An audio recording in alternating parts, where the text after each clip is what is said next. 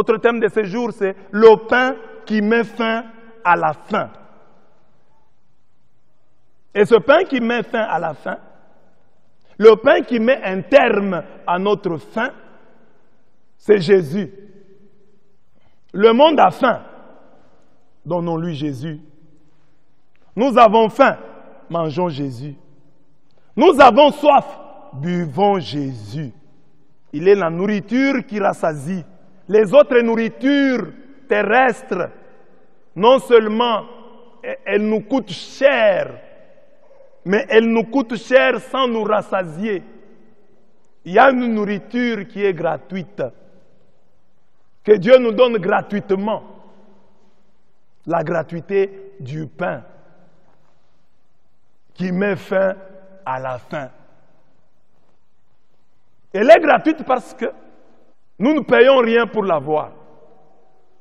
Mais le texte, vous avez suivi de la première lecture, Isaïe 55, dit, venez acheter du vin et du lait. Mais c'est gratuit, mais on achète quand même. C'est gratuit, mais on achète. Ça signifie que nous sommes appelés à fournir même un petit effort. Dieu a fait le gros du travail. Nous n'avons qu'un petit travail à faire. Mais ce travail vaut la peine. C'est comme quelqu'un qui vous offrirait un véhicule de luxe à $500. Bon, tu as payé quand même $500, mais ce n'est pas la valeur de ces véhicules. Tu diras que j'ai payé $500, mais tu reconnaîtras que bon, à ce prix-là, cette voiture m'a été offerte. C'est ça que nous disons aussi de Dieu, de tout ce que Dieu nous donne. Nous prions, c'est vrai. Nous chantons, c'est vrai. Mais il n'y a pas de commune mesure entre ce que Dieu nous donne et ce que nous faisons. Donc il n'y a pas de commune mesure. Ce que Dieu nous donne a toujours une plus grande valeur. Donc Jésus, je vous le présente ici, comme le pain qui met fin à la faim. C'est l'idée que nous retrouvons dans la première lecture. À travers cette prophétie, on annonce la venue du Messie. Quand il viendra, il mettra fin à nos faims. Parce qu'il dit, venez, vous tous qui avez soif, venez aux eaux, même celui qui n'a pas d'argent, venez acheter et manger. Venez acheter du vin et du lait, sans argent, sans rien payer. Pourquoi dépenser votre argent pour ceux qui ne nourrissent pas? Il y a des choses qui ne nous nourrissent pas. Pourquoi vous fatiguez? Pour ceux qui ne rassasient pas. Vous vous rassasiez de drogue, d'argent, de sexe, de pornographie, de haine. Toutes ces choses-là vous demandent beaucoup, vous dépensez beaucoup et vous n'obtenez rien. Vous n'êtes pas satisfait. Vous restez toujours sur votre faim. Mais il y a un pain qui rassasie. Un pain qui est d'actualité. Parce que quand nous regardons le monde, nous voyons qu'il y a la faim dans le monde. Il y a la faim dans le monde. Dans le monde, il y a la faim. Selon un rapport annuel publié par l'ONU, on dit près d'un humain sur 9 souffre de sous-nutrition chronique. En effet, près de 690 millions de personnes sont touchées par la faim,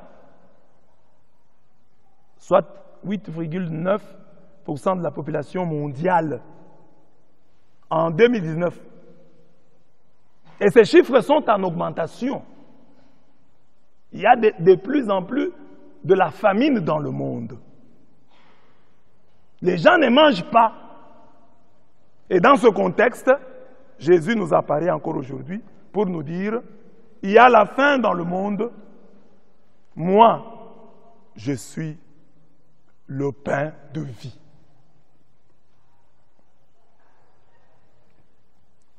Alors si nous parlons de la faim qui est dans le monde, nous devons d'abord chercher les causes. Parce que quand nous prenons Dieu, nous voyons que Dieu, quand il a créé l'homme, Dieu voulait en tout cas que l'homme puisse manger. Parce qu'il lui a donné tous les arbres, tous les fruits des arbres. Il lui a seulement interdit l'accès à un seul arbre, celui de la connaissance et du mal. C'est symbolique, mais ça dit beaucoup. Donc Dieu a voulu que l'homme vive bien.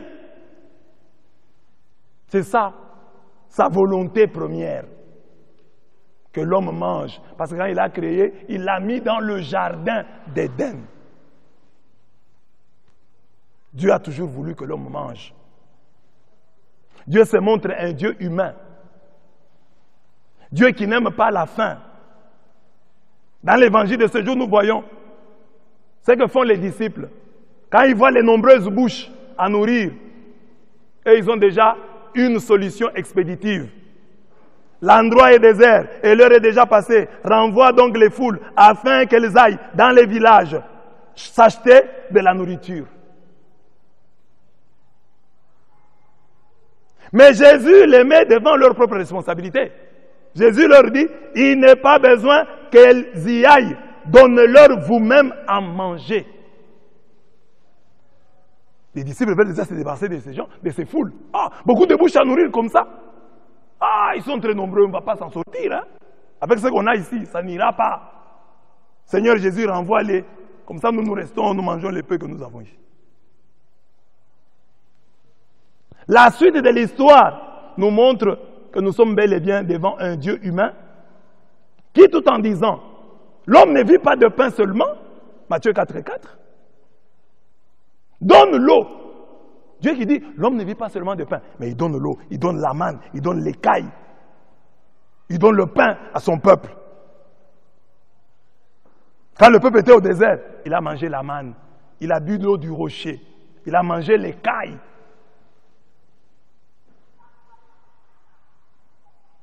C'est lui, le même Dieu, qui chez la veuve de Sarepta déclara, jarre de farine ne s'épuisera, cruche d'huile ne se videra, jusqu'au jour où Yahweh enverra la pluie sur la face de la terre.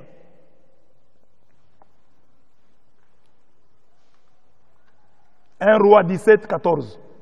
C'est toujours lui, à travers la personne du Christ, qui produisant son premier miracle, changea l'eau en vin de noces. En vin aux noces de Cana. Mais dans tous ces cas, le Seigneur pouvait spiritualiser. Comme les jours de la multiplication des pains aujourd'hui. Les gens l'ont suivi, ils ont faim. Jésus pouvait leur dire, comme non, mes chers frères, vous venez de manger la parole. Allez dans la paix du Seigneur. Vous avez mangé la parole. L'homme ne vit pas seulement de pain. Ce que j'ai fait ici, là, la parole que je vous ai prêchée dépasse le pain que vous pouviez attendre de moi. Mais Jésus dit aux gens de rester. Et il leur donne du pain. Ce n'est pas un hasard. Ce n'est pas quelque chose qu'il fait qui sort de son être, qui sort de sa nature. C'est comme ça qu'il est. Il est le Dieu qui n'aime pas voir ses enfants mourir de faim. Il n'est pas content quand tu meurs de faim. Il n'est pas content quand tu ne manges pas bien. Dieu veut que tu manges bien et que tu puisses te rassasier. Parce que on a vu ici, quand ils ont mangé, ils se sont rassasiés. Il y a eu des restes. Donc Dieu veut que tu manges, tu te rassasies et qu'il y ait des restes. Mais combien de gens mangent comme ça?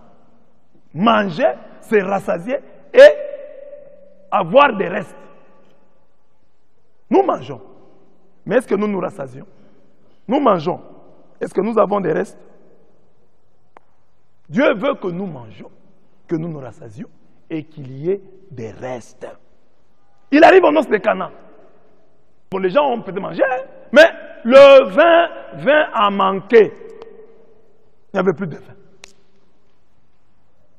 Mais Jésus pouvait en profiter pour donner une leçon de spiritualité à ces gens. Bien-aimés, vous êtes venus à cette fête de mariage, mais le vin vient de s'épuiser. J'en profite pour vous parler de moi-même. Moi, Jésus-Christ qui suis là, je suis le vin. Buvez-moi. Buvez-moi. Non, Jésus n'a pas fait ça. Il a changé l'eau en vin. s'il n'avait pas changé l'eau en vin ce jour-là. Nous ne lui en tiendrons par rigueur. Nous expliquerons encore ça mieux. Bien-aimé, vous vous souvenez vous-même de Jésus-Christ. Quand il est allé aux noces de Cana, il n'y avait pas de vin. Qu'est-ce que Jésus a fait? Il leur a dit, le vin ne vous rassasiera jamais. C'est moi, le vin qui rassasie. On n'allait pas en faire un problème, on allait interroger, on allait profiter pour même prêcher là-dessus. Mais Jésus est concret. Il n'y a pas de vin, il change l'eau en vin. Alors que nous, les chrétiens d'aujourd'hui, notre tendance est de changer le vin en eau.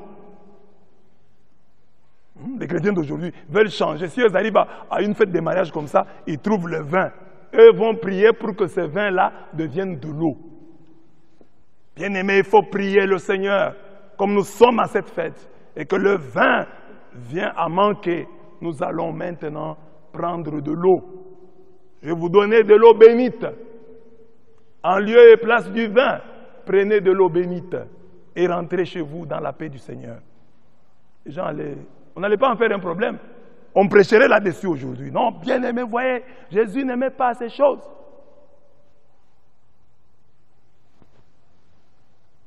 Mais Jésus est concret. Il dit même que au jour du jugement, ce sont ces questions concrètes qui nous seront posées. J'ai eu faim et vous m'avez donné à manger. J'ai eu soif et vous m'avez donné à boire. Les à manger dont Jésus parle, ce n'est pas un manger spirituel, ce n'est pas un boire spirituel. J'étais un étranger et vous m'avez accueilli, nu et vous m'avez vêtu, malade et vous m'avez visité, prisonnier. Vous êtes venus me voir. Les gens peuvent spiritualiser ici. Que non, affamé là, j'avais faim, c'est-à-dire j'avais faim de la parole. J'avais soif de la parole, ça peut être aussi vrai. Mais ici, Jésus, quand il parle, il est concret. C'est un Dieu humain qui aime la joie de l'homme, qui veut que l'homme soit heureux, soit content sur la terre. Il est venu pour que ses brebis aient la vie et qu'il est abondante. Alors prenons-le au sérieux. C'est un Dieu qui veut notre joie, qui veut notre paix, qui cherche notre bonheur. Voilà le Dieu que nous avons.